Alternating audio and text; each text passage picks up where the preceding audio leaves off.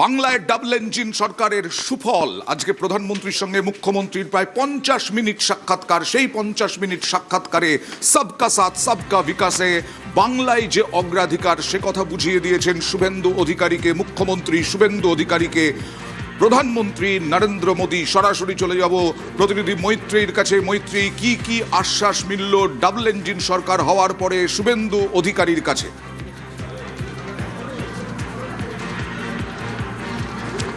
দেখো, প্রধানমন্ত্রীর সঙ্গে শপথ গ্রহণের দিনের পরে এই প্রথম মুখ্যমন্ত্রী হিসেবে শপথ গ্রহণের দিন দেখা হয়েছিল। তারপরে এই প্রথম সৌজন্য সাক্ষাৎ প্রধানমন্ত্রীর সঙ্গে রাজ্যের মুখ্যমন্ত্রী শুভেন্দু অধিকারী, এবং সেখানে সরকার পরিচালনার ব্যাপারে প্রধানমন্ত্রীর থেকে বিস্তারিত আশ্বাস পেয়েছেন শুভেন্দু অধিকারী। নিজের এক্স হ্যান্ডেলে তেমনটাই তিনি জানিয়েছেন প্রধানমন্ত্রীর সঙ্গে বৈঠকের পর। ডাবল ইঞ্জিন সরকারের যে সুফল রয়েছে এবং পশ্চিমবঙ্গের উন্নতি করার জন্য যে সরকার এবং কেন্দ্র সরকার যে সবসময় পশ্চিমবঙ্গকে অগ্রাধিকার দেবে, সেই আশ্বাস আজকে মুখ্যমন্ত্রী পেয়েছেন প্রধানমন্ত্রীর থেকে। এবং সবকা সাথ সবকা বিকাশ যখন করা হবে সেখানে পশ্চিমবঙ্গ অগ্রাধিকার পাবে। পশ্চিমবঙ্গে শিল্প আনার ক্ষেত্রেও অত্যন্ত জোর দেওয়া হবে, সেই আশ্বাসও কিন্তু প্রধানমন্ত্রীর থেকে তরফ থেকে পেয়েছেন মুখ্যমন্ত্রী।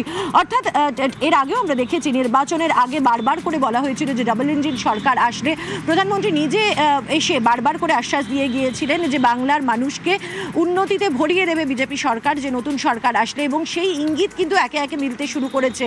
এবং আজ প্রধানমন্ত্রীর সঙ্গে মুখ্যমন্ত্রীর যখন প্রায় 50 মিনিট এই বৈঠক হলো, সেখানেও কিন্তু গুড গভর্নেন্স এবং রাজ্যকে আগামী দিনে বিকশিত ভারতের দিকে কি করে এগিয়ে নিয়ে যাওয়া হয় তার দিক নির্দেশ, তার রূপরেখা প্রধানমন্ত্রী কার্যত বাতলে দিয়েছেন মুখ্যমন্ত্রী শুভেন্দু অধিকারীকে। এবং তার সঙ্গে সঙ্গেই এই রাজ্যের উন্নতিকল্পে কেন্দ্র যে সদা সচেষ্ট হবে এবং কেন্দ্রের যে প্রায়োরিটি এই মুহূর্তে বাংলা, সেটাও কিন্তু ফের মুখ্যমন্ত্রী শুভেন্দু অধিকারীকে স্পষ্ট করে দিয়েছেন প্রধানমন্ত্রী। এবং সেক্ষেত্রে দাঁড়িয়ে বিভিন্ন ক্ষেত্রে, এবং শিল্প বাংলার ক্ষেত্রে একটা বড় খামতির জায়গা ছিল, এবং সেই শিল্পের ক্ষেত্রেও বাংলা অগ্রাধিকার পাবে এবং কেন্দ্রের তরফ থেকে শিল্প আনার জন্য সব রকমের সহযোগিতা পাবে, সেই আশ্বাসও প্রধানমন্ত্রীর তরফ থেকে আজকে দেওয়া হয়েছে শুভেন্দু অধিকারীকে, রাজ্যের মুখ্যমন্ত্রীকে। ফলে ডাবল ইঞ্জিন সরকার হওয়ার যে সুফল, একেবারে ডাবল ইঞ্জিন সরকার শপথ গ্রহণ করেছেন 9 তারিখ, এবং তারপরে কিন্তু 15 দিনও পেরোয়নি, তার মধ্যেই কিন্তু একের পর এক যে পদক্ষেপ দেখা যাচ্ছে তার থেকেই কিন্তু ইঙ্গিত পাওয়া যাচ্ছে যে ডাবল ইঞ্জিন সরকারের যে সুফল দিতে কেন্দ্র একেবারেই বদ্ধপরিকর। এবং সেক্ষেত্রে দাঁড়িয়ে কেন্দ্রের যে ভাবনা রয়েছে বাংলা নিয়ে, সেটাও কিন্তু মুখ্যমন্ত্রীকে আজ ফের স্পষ্ট করে দিয়েছেন প্রধানমন্ত্রী নরেন্দ্র মোদী। বেশ,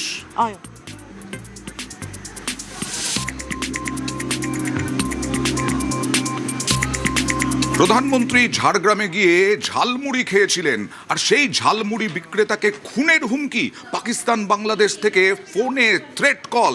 দেখুন।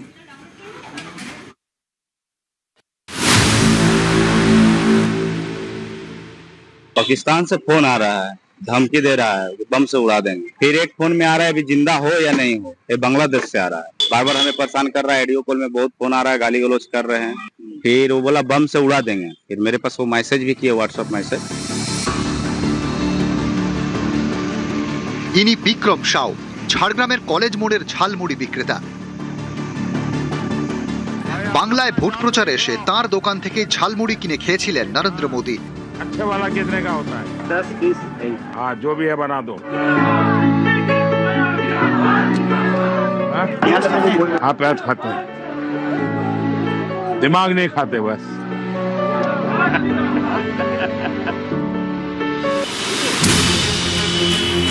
এই ঝালমুড়ি বিক্রেতার অভিযোগ, পাকিস্তান এবং বাংলাদেশের নাম্বার থেকে তাকে বারবার ফোন করা হচ্ছে, খুনের হুমকি দেওয়া হচ্ছে। ঝালমুড়ি বিক্রেতার দাবি, তিনি ঝাড়গ্রাম থানায় অভিযোগ জানিয়েছেন। पाकिस्तान से फोन आ रहा है, धमकी दे रहा है, बम से उड़ा देंगे। और वीडियो कॉल हम रिसीव किए थे, तो उन लोग ग्रुप में बहुत तरह के हथियार दिखा रहा था, माने चौक लाल करके पूरा दिखा रहा था, आंख लाल करके, कि आपको हम उड़ा देंगे। फिर एक फोन में आ रहा है अभी जिंदा हो या नहीं हो, ये बांग्लादेश से आ रहा है, बार बार हमें परेशान कर रहा है। ऑडियो कॉल में बहुत फोन आ रहा है, गाली गलौज कर रहे हैं। पहले फोन किया, बोला वालेकुम सलाम, बोला वालेकुम सलाम, तो हम कुछ नहीं बोला। फिर वो बोला बम से उड़ा देंगे। फिर मेरे पास वो मैसेज भी किया, व्हाट्सएप मैसेज, प्रशासन को जनाए हैं। बस ऐसे सर आए थे और थाना के कुछ पुलिस लोग आए थे। यही तो लिखा है 1300 मेरा टारगेट में है, बम से उड़ा देंगे। আপাতত ঝালমুড়ির দোকানের বাইরে পাহারায় পুলিশ। ইতিমধ্যে এই ঘটনার পর থেকেই ঝাড়গ্রাম থানার পুলিশ নানান রকমের ব্যবস্থাপনা নিয়েছে। ইতিমধ্যে এখানে পুলিশের তরফ থেকে ব্যবস্থাপনা নেওয়া হয়েছে। পুলিশ সিভিল ড্রেসে এখানে নিরাপত্তার বিষয়টা দেখছে, ঠিক তেমনই আবার পুলিশের তরফ থেকে বাড়তি নিরাপত্তা আরো বাড়ানো হয়েছে। বাঙালির প্রিয় ঝালমুড়ি, এই ঝালমুড়ির ঝালে গরম হয়েছিল ভোটের বাংলা। অতীতে তৃণমূল বরাবরই বিজেপির গায়ে বাঙালি বিরোধী তকমা সেঁটে দেওয়ার চেষ্টা করেছে। 26-এর ভোটেও বাঙালি অস্মিতাকে সামনে রেখে ময়দানে নেমেছিল তারা। তৃণমূলের প্রচারকে গুঁড়িয়ে দিতে বাঙালির প্রিয় ঝালমুড়িকেই কাজে লাগান প্রধানমন্ত্রী নরেন্দ্র মোদী। 19 এপ্রিল তিনি পুরুলিয়া এবং ঝাড়গ্রামে সভা করেন। সভা শেষে হেলিপ্যাডে যাওয়ার পথে হঠাৎই নেমে পড়েন গাড়ি থেকে, সোজা চলে যান ঝালমুড়ির দোকানে। अच्छा वाला कितने का होता है? 10, 20, 20। हाँ, जो भी है बना दो। हाँ, अरे यही खाएंगे। हाँ, कोई बात नहीं, ज्यादा है तो ज्यादा खाएंगे। চৌঠা মে তৃণমূলের ভরাডুবি, বাংলা জুড়ে পদ্মের চাষ। ভোটের রেজাল্টের দিন লাইমলাইটে ঝালমুড়ি বিজেপি কর্মীদের হাতে, দিল্লিতে বিজেপির পার্টি অফিসে। এমনকি নেদারল্যান্ডস সফরেও প্রধানমন্ত্রী নরেন্দ্র মোদীর মুখে ঝালমুড়ি। साथियों, मैं आपको हाल के विधानसभा चुनाव का उदाहरण देता हूं। असम, बंगाल,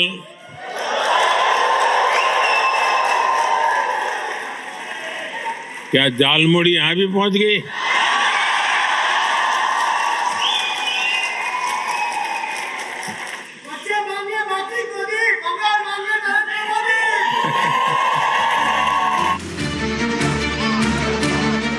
ভোটের ময়দানে ঝালমুড়ির ঝাল। ভোটের পর এবার সেই ঝালমুড়ি বিক্রেতাকেই পাকিস্তান বাংলাদেশ থেকে খুনের হুমকি দেওয়ার অভিযোগ। নিউজ 18 বাংলা। ডাবল ইঞ্জিন সরকার আসার পরে জাতীয় নিরাপত্তায় জোর, সীমান্ত সুরক্ষায় জোর, সীমান্ত নিরাপত্তায় জোর। আর সেই কারণেই কি জামাত তারা খুব রেগে যাচ্ছে? সেই কারণেই কি পাকিস্তান থেকে বাংলাদেশ থেকে ফোন?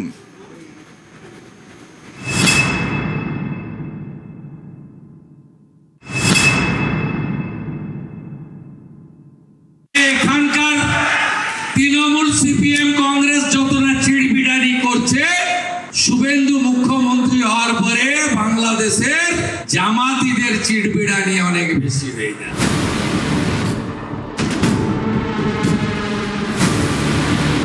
ঝাড়গ্রামের ঝালমুড়ি বিক্রেতাকে খুনের হুমকির অভিযোগ। হুমকি ফোন নাকি এসেছে পাকিস্তান বাংলাদেশ থেকে। এই সেই ঝালমুড়ির দোকান। বাংলায় ভোটের প্রচারে এসে যেখান থেকে ঝালমুড়ি কিনে খেয়েছিলেন প্রধানমন্ত্রী নরেন্দ্র মোদী। আপাত দৃষ্টিতে একটি দোকান থেকে মুড়ি কিনে খাওয়ার ঘটনা হলেও এর নেপথ্যে ছিল নরেন্দ্র মোদীর রাজনৈতিক কৌশল এবং বঙ্গজয়ের সুনির্দিষ্ট অঙ্ক। গত কয়েকটি নির্বাচনে বিজেপিকে বাংলা বিরোধী বলে দাগিয়ে দিতে পেরেছিল তৃণমূল। 26-এর ময়দানেও বাঙালি অস্মিতার ঘুঁটি নিয়ে আসরে নেমেছিল তারা। তৃণমূলের সেই প্রচারকে ভেঙে টুকরো টুকরো করে দিতেই বাঙালির প্রিয় ঝালমুড়ির ঠোঙা হাতে তুলে নিয়েছিলেন প্রধানমন্ত্রী। ফলে ভোটের বাজারে সেই ঝালমুড়ির ঝাল ঘরোয়া রাজনীতিতে অনেকের গায়েই লেগেছিল। বিজেপি বাংলা জেতার পর আন্তর্জাতিক ক্ষেত্রেও অনেকের গায়ে এই ঝালমুড়ির ঝাল লেগেছে। সেই কারণেই কি এমন হুমকি ফোনের মুখে পড়তে হচ্ছে নিরীহ এই ঝালমুড়ি বিক্রেতাকে? অনেকের এও প্রশ্ন, টার্গেট কি সত্যি ঝালমুড়ি বিক্রেতা নাকি অন্য কিছু?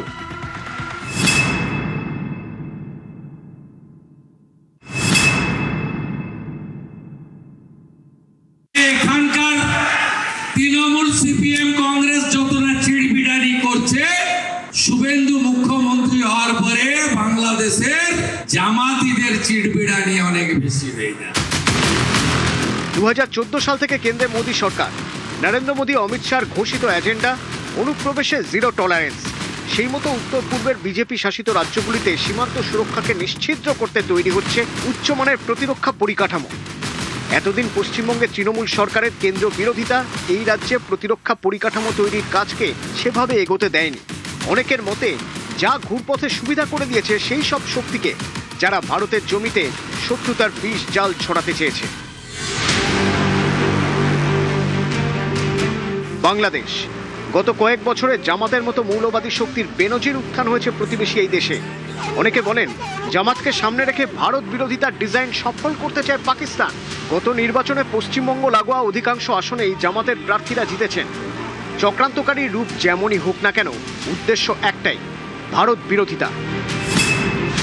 ভারত বিরোধী শক্তি চায় বৃহত্তর বাংলাদেশ তৈরি করতে, উত্তর পূর্ব ভারতের 7 সিস্টারকে বিচ্ছিন্ন করে দিতে, 7 সিস্টার দখল করে বাংলাদেশের মানচিত্রে ঢুকিয়ে দিতে।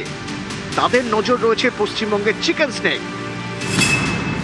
পশ্চিমবঙ্গের এই 22 কিলোমিটার এলাকা অত্যন্ত গুরুত্বপূর্ণ। চিকেন স্নেক দখল করতে পারলেই ভারতের মূল ভূখণ্ড থেকে বিচ্ছিন্ন হয়ে যাবে উত্তর পূর্ব ভারত। ষড়যন্ত্রের নীল নকশা তৈরি আছে, আন্তর্জাতিক মহল থেকে ফান্ডিংও আসে, সেই সঙ্গে তাল মিলিয়ে চলে ডিপ স্টেট। কিন্তু মসৃণ এই অঙ্ক তখনই ঘেটে যায় যখন বাংলায় বিজেপি জিতে যায়। 4 মে যখন বাংলার রং গেরুয়া হচ্ছে, তখন প্রতিবাদ হচ্ছে বাংলাদেশের রাজপথে। এই যে মুসলমানদেরকে সেখানে নির্যাতন করা হচ্ছে, তাদের ভোটাধিকার কেড়ে নেওয়া হচ্ছে, এটার প্রভাব বাংলাদেশেও পড়বে। এবং নির্বাচনের পরেও সেখানে মুসলিম নির্যাতন হচ্ছে, মতুয়া দলিত সম্প্রদায়, সংখ্যালঘু সম্প্রদায়ের উপর নির্যাতন করা হচ্ছে। পশ্চিমবঙ্গের এই নির্বাচনের ফলাফলের পরে বাংলাদেশের দায়িত্ব অনেক বেড়ে গিয়েছে। তাই একজন ঝালমুড়ি বিক্রেতাকে হুমকি দিতে ফোন আসছে দেশ বিদেশ থেকে। বিষয়টা এতটা সরল এবং বিচ্ছিন্ন নাও হতে পারে। বাংলায় বিজেপি জেতার পর সীমান্ত সুরক্ষাকে নিশ্চিদ্র করতে সমস্ত রকম পদক্ষেপ করা হচ্ছে।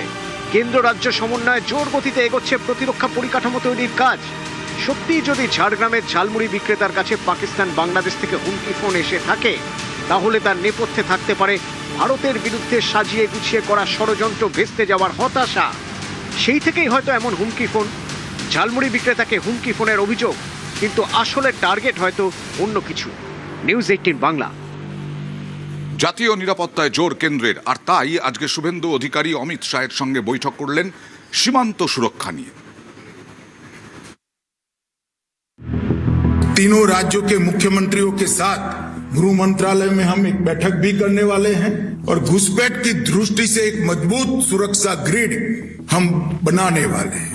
बंगाल सरकार ने भी जितनी भी भूमि देनी थी वो सारा देने का निर्णय कर चुके हैं, कुछ तो हैंडओवर भी कर दिए।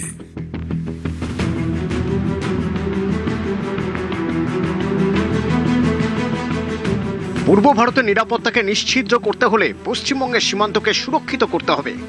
কেন্দ্র এবং সীমান্তবর্তী রাজ্যগুলির সমন্বয়ের মাধ্যমেই জাতীয় নিরাপত্তা নিশ্চিত হবে। মুখ্যমন্ত্রী হওয়ার পর প্রথমবার দিল্লি সফরে গিয়েছেন শুভেন্দু অধিকারী। সেই সফরেই নজরে জাতীয় নিরাপত্তা।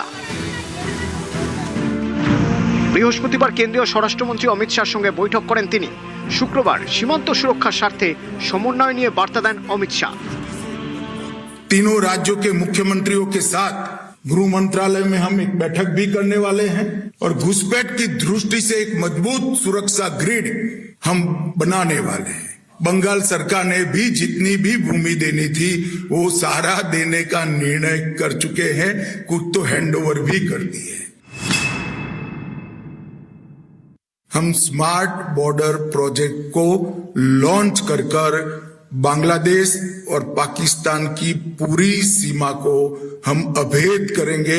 अब सीमा सुरक्षा बल की जिम्मेदारी है कि हम न केवल सीमाओं की सुरक्षा करें, गांव के पटवारी के साथ हमारा संवाद होना चाहिए, गांव के थाने के साथ हमारा संवाद होना चाहिए, डिस्ट्रिक्ट के कलेक्टर के साथ, डीडीओ के साथ, डिस्ट्रिक्ट एसपी के साथ हमारा संवाद होना चाहिए। कौन नया घुसपैठिया आया है, क्या रूट है, कहां से तस्करी हो रही है, कहां से गौ तस्करी हो रही है, इस सारे रूटों को चून कर बंद करना, समाप्त करना ये बीएसएफ की जिम्मेदारी है। বাংলার মুখ্যমন্ত্রীর কুর্সিতে বসার পর জাতীয় নিরাপত্তার স্বার্থে সমন্বয়ে জোর দিয়েছেন শুভেন্দু অধিকারীও। বর্ডারে ডিস্ট্রিক্ট ম্যাজিস্ট্রেটদের পৌরোহিত্যে যে কোঅর্ডিনেশন মিটিং, যাতে বিএসএফ, স্টেট পুলিশ, কাস্টম সহ অন্যান্য সংশ্লিষ্ট বিভাগ যেখানে থাকার কথা, একটাও মিটিং হয়নি। এই ধরনের কোঅর্ডিনেশন মিটিং করেছি দার্জিলিং এবং শিলিগুড়িতে, জলপাইগুড়িতে, কোচবিহারে, মালদায়, মুর্শিদাবাদ পিডি, জঙ্গিপুর পিডিতে হয়েছে, নদিয়ার কৃষ্ণনগর পিডি, নর্থ চব্বিশ পরগনা, বসিরহাট পুলিশ ডিস্ট্রিক্টে। এটা এখন থেকে প্রতিনিয়ত হবে এবং প্রয়োজনে থানা স্তরে বিএসএফ এর সঙ্গে আমাদের অত্যন্ত সুদৃঢ় সম্পর্ক তৈরি করে আমরা আমাদের রাজ্যকে এবং দেশকে সুরক্ষিত করব। পশ্চিমবঙ্গ দেশের সুরক্ষার স্ট্র্যাটেজিক পয়েন্ট। নেপাল, ভুটান, বাংলাদেশ, পশ্চিমবঙ্গের সঙ্গে এই 3 দেশেরই সীমান্ত রয়েছে। তাই দেশের সুরক্ষায় পশ্চিমবঙ্গের সীমান্ত আগাগোড়াই বিশেষ নজরে। এর মধ্যে ভারত এবং বাংলাদেশ দুদেশের মধ্যে সীমান্ত 4142 কিলোমিটার 271 মিটার। পশ্চিমবঙ্গ এবং বাংলাদেশের মধ্যে সীমান্ত 2211 কিলোমিটার 847 মিটারের। এর মধ্যে 600 কিলোমিটারে কাঁটাতার নেই। গত কয়েক বছরে বারবারই বাংলাদেশ থেকে পশ্চিমবঙ্গ হয়ে ভারতে অনুপ্রবেশের অভিযোগ উঠেছে। কেন্দ্রীয় সরকার অভিযোগ করেছে সীমান্তে কাঁটাতার দিতে জমি পায়নি বিএসএফ, কারণ সহযোগিতা করেনি তৎকালীন তৃণমূল সরকার। 4 মে বাংলায় পালাবদল, ক্ষমতায় এসেছে বিজেপি। সরকার গড়েই ডাবল ইঞ্জিন ফর্মুলায় অনুপ্রবেশ মুক্ত বাংলা গড়ার কাজ শুরু করে দিয়েছে বিজেপি। 20 মে বিএসএফ এর ডিজি প্রবীণ কুমারের সঙ্গে বৈঠক করেন মুখ্যমন্ত্রী শুভেন্দু অধিকারী। সেদিন থেকেই কাঁটাতারের জন্য জমি হস্তান্তরের প্রক্রিয়া শুরু করে দেয় রাজ্য। 26-এর ভোটের আগে বিজেপি স্পষ্ট ভাষায় বুঝিয়ে দিয়েছিল তাদের লক্ষ্য অনুপ্রবেশ মুক্ত বাংলা গড়া। पूरे बंगाल की जनता मांग कर रही है कि महान पश्चिम बंगाल के अंदर अब परिवर्तन होना चाहिए। मोदी जी के नेतृत्व में यहाँ भारतीय जनता पार्टी की सरकार बननी चाहिए। पश्चिम बंगाल की बॉर्डर को सील कर पश्चिम बंगाल और देश भर से घुसपैठियों को चुन चुन कर देश के बाहर निकालना चाहिए। অবৈধ অনুপ্রবেশকারী থাকবে না। আমাদের বোনেদের বাচ্চাদেরকে লাভ জিহাদের নামে তুলে নিয়ে চলে যাচ্ছে। আদিবাসীদের জমি দখল করে নিচ্ছে নয়াচরে, সব বাংলাদেশ থেকে এসে দখল করে নিয়ে ফিশারি চালাচ্ছে। এখানে আমাদের দেশে গরিব নেই, তারা ফিশারি লিজ পেতে পারে। 60 লক্ষের বেশি ছেলে বাইরের রাজ্যে গিয়ে চাকরি করছে। 540 কিলোমিটার মেনা দেননি, যা খুশি হবে যে খুশি আসবে ঢুকবে। এরপর তো ঘুমাতে মানে রাতে শুতে দেওয়ার জায়গা পাবেন না, যে অবস্থা হচ্ছে জনসংখ্যা। এবং এদের উচ্ছেদ করা দরকার। দেশ আগে, দল অনেক পরে। ক্ষমতায় আসার আগে প্রতিশ্রুতি, ক্ষমতায় এসে লক্ষ্য পূরণ। নিউজ 18 বাংলা।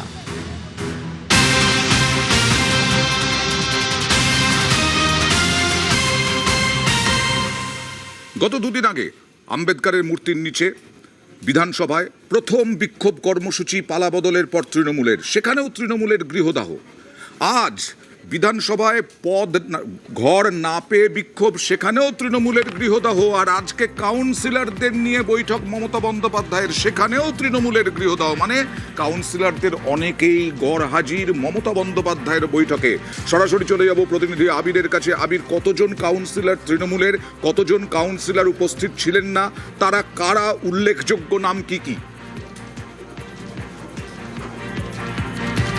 প্রথমত হচ্ছে যে এই যে রাজ্য বিধানসভা নির্বাচন, সেখানে তৃণমূল কংগ্রেসের পরাজয়, তারপর হচ্ছে গোটা রাজ্যের রাজনৈতিক মহলের নজরই থাকছে হচ্ছে কলকাতা শহরের ছোট লালবাড়ি অর্থাৎ কলকাতা পুরসভার দিকে। এবং যে বিধানসভা নির্বাচনের ফল যদি দেখতে পাওয়া যায় কলকাতার বিভিন্ন বিধানসভাগুলিতে, তাদের দেখতে পাওয়া যাচ্ছে যে 102খানা ওয়ার্ডে এগিয়ে রয়েছে হচ্ছে বিজেপি, মাত্র 42টা ওয়ার্ডে এগিয়ে রয়েছে হচ্ছে তৃণমূল কংগ্রেস। সেই 42টা ওয়ার্ডের এগিয়ে থাকার প্রেক্ষিতে যখন তৃণমূল কংগ্রেস মনে করছে তাদের কাউন্সিলরদেরকে একসঙ্গে পথে নামাতে হবে, তখন বৈঠকে দেখতে পাওয়া যাচ্ছে যে প্রায় 26 জন মতো যে কাউন্সিলর তারা অনুপস্থিত। এবং এর মধ্যে একাধিক উল্লেখযোগ্য নাম রয়েছে, তারক সিং রয়েছে, জীবন সাহা রয়েছে, সুদর্শনা মুখার্জি রয়েছে, জুই বিশ্বাস রয়েছে, এরকম প্রচুর নাম রয়েছে যারা অনুপস্থিত থেকেছেন। প্রত্যেকেই নানা ধরনের কারণ বা যুক্তি দেখাচ্ছেন, বা তৃণমূল কংগ্রেসের তরফ থেকেও নানা যুক্তির কথা বলা হচ্ছে অনুপস্থিতি নিয়ে। তুমি যেটা বলছিলে যে প্রথম থেকেই কখনো বিধানসভা হোক, কখনো বৈঠক হোক কাউন্সিলরদের নিয়ে, যখন তাদেরকে একসঙ্গে লড়াই করতে হবে এমন বার্তা দেওয়ার চেষ্টা করা হচ্ছে, তখন দেখতে পাওয়া যাচ্ছে যে সব জায়গাতেই গড় হাজিরার সংখ্যা ক্রমশ বৃদ্ধি পেতে শুরু করেছে। একেবারেই আবির। আর আজকে পালা বদলের পরে পুরসভায় ডামাডোল, কলকাতা পুরসভায়। আর এই কলকাতা পুরসভায় ডামাডোলে পুরো বোর্ড ভেঙে দেওয়ার একটা আশঙ্কা তৃণমূলের। তাই নিয়ে তৃণমূল কাউন্সিলরদের কি নির্দেশ দিলেন মমতা বন্দ্যোপাধ্যায়? আবির, প্রথমত হচ্ছে আজকে যে গোটা ঘটনাটি ঘটেছে সেই ঘটনা নিয়ে সরব হয়েছেন তারা, এবং আগামী দিনে এই প্রসঙ্গকে তারা আইনি লড়াইয়ের মধ্যে নিয়ে যেতে চান। এবং এক্ষেত্রে দাঁড়িয়ে তিনি আজকে মেয়রকে নির্দেশও দিয়েছেন ফিরহাদ হাকিমকে যে কলকাতাতে ডরিনা ক্রসিং এর মতো কোনো জায়গাতে তারা যেন ধর্ণা অবস্থানে বসেন, যদি অনুমতি না পাওয়া যায় প্রয়োজনে সদনের মধ্যে কলকাতা পুরসভার মধ্যে তারা যেন তাদের অবস্থান কর্মসূচি চালিয়ে যান।